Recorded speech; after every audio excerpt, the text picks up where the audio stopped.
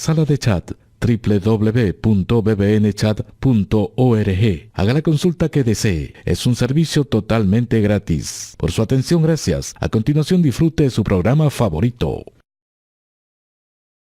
El siguiente segmento es clasificación F, formativo, educativo, cultural. A, apto para todo público.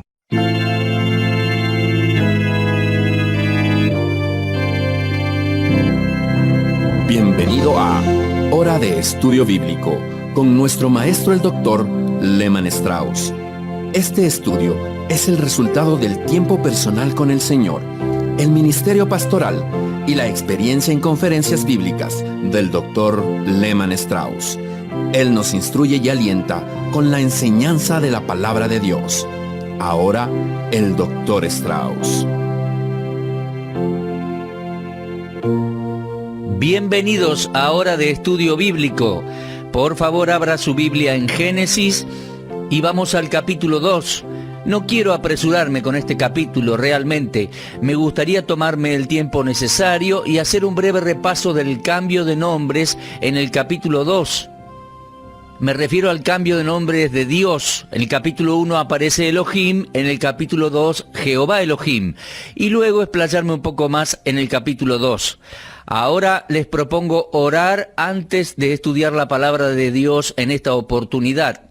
Amado Padre, te agradecemos por tu bondad y por tu misericordia que nos acompañan cada día. Gracias por el privilegio de ministrar tu palabra. Señor, te pedimos que este sea un día especial para cada uno de nuestros oyentes. Y Padre, tú conoces las necesidades en los corazones, así que te pedimos que los confortes y ayudes, que tu palabra llegue con poder y claridad y que sea aplicable y aplicada por medio de tu Santo Espíritu para suplir necesidades. Te lo pedimos en el nombre del Señor Jesucristo. Amén. Muy bien, amigos, en el último programa habíamos mencionado que la palabra Dios es empleada de manera exclusiva en el capítulo 1 de Génesis y traduce la palabra hebrea Elohim, que significa el fuerte y fiel, el Dios de la creación, la fortaleza que se necesita para crear al mundo y la fidelidad de Dios al sustentarlo. El orden del universo es uno de los grandes descubrimientos científicos de los últimos tiempos, y muchos científicos están pensando dos veces en cuanto a la teoría de la evolución. Están comenzando a ver el orden del universo como uno de esos misterios imposibles de explicar. Tiene que haber una fuerza personal detrás de todo. Entonces, como vimos, el nombre de Dios en el capítulo 1 es Elohim, que significa el fuerte y fiel. Pero entrando en capítulo 2 de Génesis, nos encontramos con un segundo nombre de Dios, uno nuevo. Notará a través del segundo capítulo que una y otra vez se hace mención a Dios como Jehová Dios, Jehová Elohim. Aparece en el versículo 4, luego en el 5, en el 7, 8, 9, versículo 15, 18... También aparece en el versículo 19, luego en el 21 y en el 22. Yo tengo esas marcas hechas en mi Biblia, por lo tanto cuando la abro, leo allí inmediatamente Jehová Dios. Ahora, permítame explayarme un poquito acerca de esto, creo que será de mucha ayuda. Hace muchos años atrás, cuando nuestro hijo tenía 7 años, regresábamos de una iglesia un domingo por la noche, y mi hijo me preguntó, papá, ¿cómo es Dios? Esa pregunta fue un desafío para Lehman Strauss y le dije que algún día iba a escribir un libro al respecto. En aquellos tiempos no tenía mucho para decir. Años más tarde escribí ese libro y lo titulé La Primera Persona. Y en ese libro hablo de los nombres de Dios en la Biblia. Ahora bien, este es el segundo nombre de Dios, Jehová Elohim. La naturaleza de Dios se revela en los nombres de Dios. Y están los que llamamos nombres primarios de Dios. Ahora, el primer nombre primario que vemos es el del capítulo 1, Dios, Elohim. El segundo nombre primario es Jehová, en el capítulo 2. Quiero decirles que la pronunciación original del nombre Jehová se ha perdido.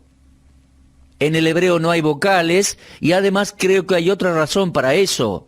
Los judíos mismos evitaban mencionar ese nombre porque pensaban que estaba mal hacerlo. En reiteradas oportunidades lo cambiaron por Adonai, a fin de no pronunciar el nombre de Jehová. Y así con el correr del tiempo se fue perdiendo la pronunciación correcta del nombre Jehová. Ahora nos preguntamos, ¿cuándo fue que los judíos adoptaron esa práctica de cambiar Jehová por Adonai? Bueno, francamente no lo sé. Lo que sí sé es que la Septuaginta, la versión griega del Antiguo Testamento, sustituye Jehová por Adonai. Ahora, los judíos temían mencionar el nombre, algo que proviene de su interpretación o aplicación de varios versículos, en especial Levítico 24:16, que dice lo siguiente: el que blasfemare el nombre de Jehová ha de ser muerto, toda la congregación lo apedreará, así el extranjero como el natural, si blasfemare el nombre, que muera.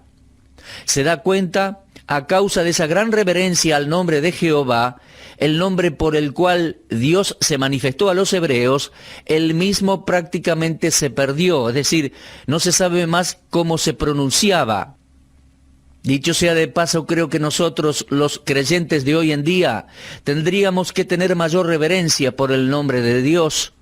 Muchas personas se toman el nombre de Dios con mucha ligereza. Creo que el nombre de Jehová está sobre todo nombre de Dios y es el más preciado y sagrado para los judíos. La idea detrás de este nombre, es decir, su significado en hebreo, es la de la existencia, o mejor dicho, la autoexistencia. Jehová es el Dios eterno, autoexistente, que no tiene comienzo ni fin, el mismo ayer, hoy y por los siglos. Dios es el mismo hoy que el que ha sido y el que será. Ahora, hay algunos eruditos hebreos que ven en esta palabra parte del verbo ser o será. Bueno, no voy a discutir a esta altura, pero el verbo ser en el futuro, el que será, no significa necesariamente que pase a existir. Dios es el que será en el sentido que Él será algo para su pueblo, lo que ellos necesiten para poder subsistir. Debo explicarles que el nombre Jehová aparece en nombres compuestos, como Jehová Jireh en Génesis 22:14 y Jehová Nisi en Isaías. También encontramos Jehová Shalom en Jueces 6:24. El significado del nombre Jehová sale de la discusión que Dios tiene con Moisés en el episodio de la zarza ardiente, allá en Éxodo capítulo 3. Cuando Moisés le pregunta a Dios cuál es su nombre, para poder describírselo al pueblo de Israel, Dios le dice a Moisés: yo soy el que soy. Leemos aquel versículo, dice: yo soy el que soy. Y dijo: así dirás a los hijos de Israel, yo soy, me envío a vosotros. Ahora, eso no parece tener mucho sentido para usted y para mí, pero la idea es que su existencia no se deriva de nada.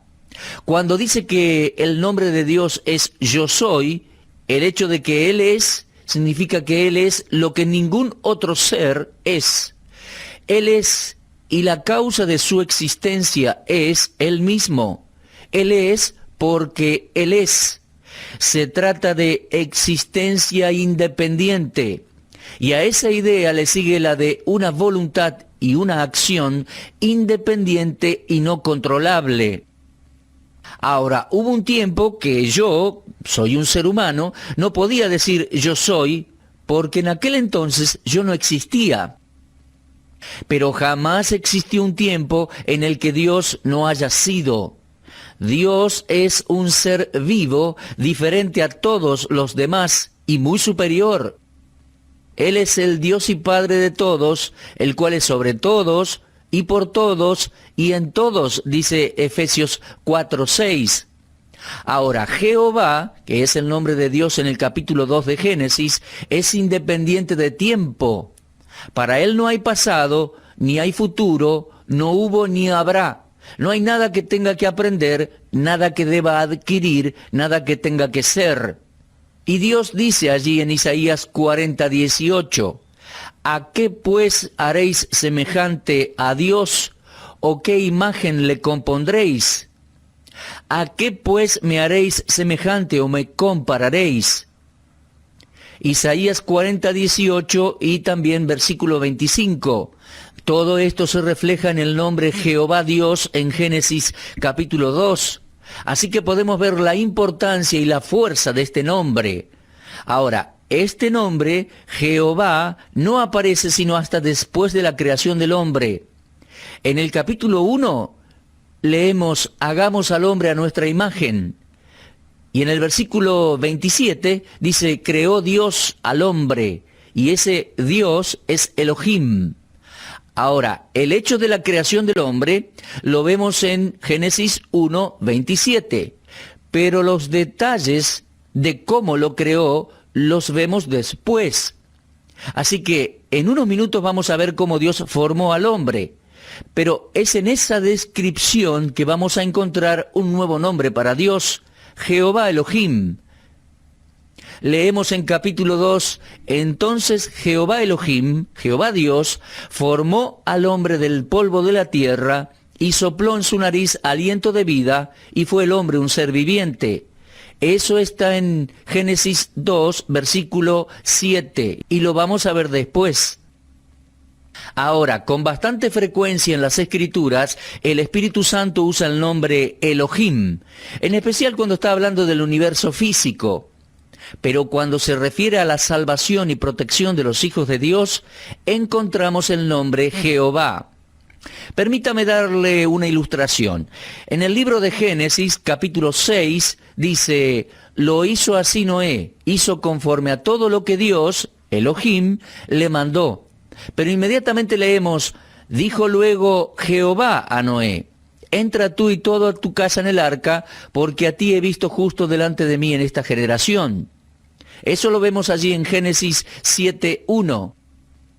Y luego leemos, los que vinieron, macho y hembra de toda carne vinieron, como le había mandado Dios, Elohim. Y después dice, y Jehová le cerró la puerta. Ese último versículo está en versículo 16. ¿Usted puede observar el cambio de nombres en esos versículos? Ahora, lea por favor Génesis 6:26 y después Génesis 7:1 y 16.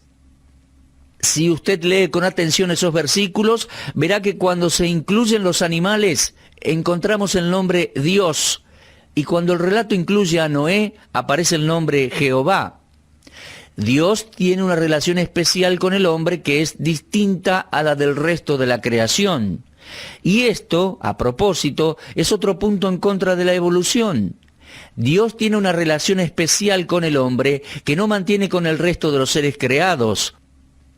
Y esa comunión que Dios estableció con el hombre, al cual creó a su imagen y semejanza, saca a relucir el carácter de Dios y sus atributos en el nombre que se utiliza en el capítulo 2 de Génesis, Jehová Dios o Jehová Elohim. Muy bien, volvamos entonces a Génesis capítulo 2. Vamos a ver si podemos recoger algunas lecciones allí. El capítulo 2 ha sido criticado por muchos, personas que no se han tomado el tiempo para examinar el capítulo más a fondo. Comenzamos con el versículo 1. Si bien ya vimos algunos versículos en el último programa, creo que siempre es mejor hacer un repaso. Dice Génesis 2:1, fueron pues acabados los cielos y la tierra, y todo el ejército de ellos. Y acabó Dios en el día séptimo la obra que hizo. Y reposó el día séptimo de toda la obra que hizo. Y bendijo Dios al día séptimo y lo santificó, porque en él reposó de toda la obra que había hecho en la creación. Mi amigo, no le quite importancia al día séptimo, el día de reposo. Ahora, ¿qué quiere decir cuando dice que Dios reposó? ¿Significa que Dios se había cansado y después dijo, me tengo que tomar un día libre? La semana estuvo muy cargada, así que mejor voy a relajarme un poco. No, no creo, no significa eso. Creo que pensar así sería ridículo. Lo que estos versículos están diciendo simplemente es que Dios terminó su trabajo, concluyó la labor. Eso es todo. Él no necesitaba descansar, pero tomó ese séptimo día para observar su labor.